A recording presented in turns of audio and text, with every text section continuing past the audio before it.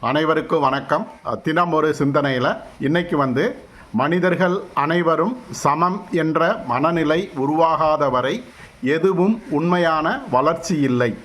நம்ம வாழ்க்கையில் இந்த உலகத்தில் எல்லா மனிதர்களுமே சமம் அப்படிங்கிற ஒரு மனநிலை எல்லா மனிதர்களுக்கும் ஏற்படணும்.